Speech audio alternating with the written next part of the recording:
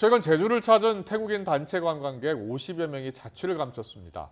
제주를 불법 체류하기 위한 제주에서 그런 장소를 혹시 이용하려는 것은 아닌지 의심이 되는 상황인데요.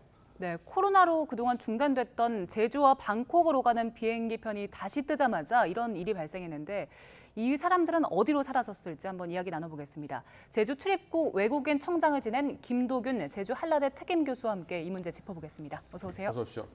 예. 자, 태국인 단체 관광객 50여 명입니다. 지금 자취를 감췄다고 하는데요. 여러 가지 가능성이 있겠죠? 네, 그렇습니다. 예, 어떻게 보고 계세요?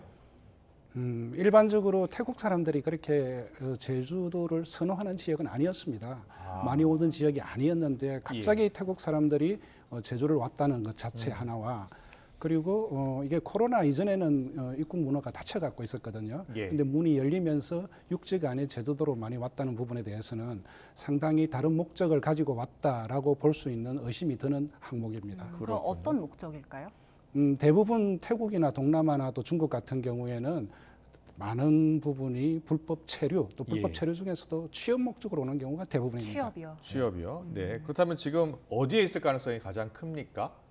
일단 이 사람들은 입국할 때 입국 허가가 90일입니다. 네. 90일 동안은 합법적으로 체류하고 있기 때문에 그 사람들 어떤 일반적으로 도망을 갔다든지 무단 이탈을 했다든지 범죄에 가담했다든지 이렇게 단정하는 것은 곤란하고 그렇죠. 예. 그렇지만 앞뒤 전후로 봐서 이런 상황에서는 대부분 단체 관광객으로 들어온 사람이거든요. 단체 관광이라는 게 3일 또는 4일 관광입니다. 네. 근데 3, 4일 지나고 나서도 자기 나라로 돌아가지 않았다고 한다 그러면은 잠적을 했다고 보이고요. 네. 그럼 잠적을 했다 그러면은 일단 제주 내에 잠적을 했거나 아니면은 이미 제주를 떠나서 육지로 넘어갔거나 또는 육지로 넘어가기 위해서 준비 중이거나 이렇게 그렇군요. 나눠볼 수 있겠습니다. 예. 네.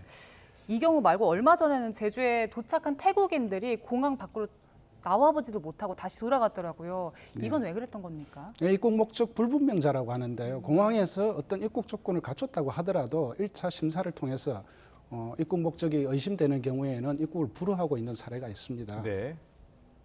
알겠습니다. 그럼 불법 체류를 목적으로 만약에 했다면 가정입니다.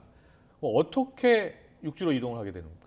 육지로 이동하는 거는 제주 같은 경우에는 공항과 선박을 통해서 가는데요. 제주는 특별하게 외국인에 대해서 출도 심사라는 게 있습니다. 신분증을 확인을 하고 합법적인 체류자에 한해서 제주를 벗어날 수 있는 자격이 있는 사람들에 대해서만 별도로 심사를 하고 있습니다. 예. 아마 제주 공항에서 비행기를 타신 분들은 외국인, 내국인 이렇게 전형으로 나눠져 있는 걸 네. 보셨을 네. 겁니다. 그런 쪽을 통해서 허위 신분증이나 가짜 신분증을 가지고 탈 네. 수도 있고요. 또는 정상적인 출도 심사를 거치지 않고 낚싯배라든지 이렇게 야간에 이런 배를 이용해서 무단으로 이탈하는 경우도 있을 수 있습니다. 그럼 일단 신분증이 있어야 되는 거니까 이 이동 과정에서 이 사람들을 돕는 사람들도 있겠습니다.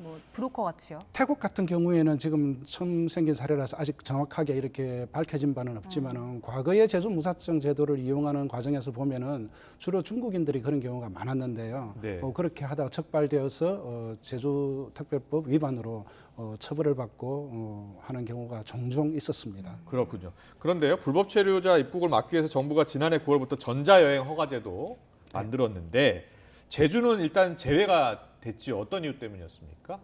전자여행 허가제를 처음에 만들 때는 제주하고 무사증 입국이 가능한 나라들을 상대로 하려고 했는데 네. 처음에 사실은 제가 외국인 청장할 때도 그때 당시 제주도지사가 원희룡 지사님이었는데 예. 또 제가 원희룡 지사님하고도 이야기를 할 때에도 제주에는 이 ETA가 필요하다라는 데 대해서 공감대를 가졌어요. 그렇게 예. 추진을 했는데 이게 입법 과정하고 시행 과정에서 제주도의 관광업계와 여행업계가 그랬군요. 이걸 막으면은 제주도 여행에 찬물을 끼얹을 수 있다. 네. 그래서 좀 반대 의견이 많아서 처음 시행 시기에서 지금도 이게 관광업계는 빠졌어요. 반대하고 있는 거죠.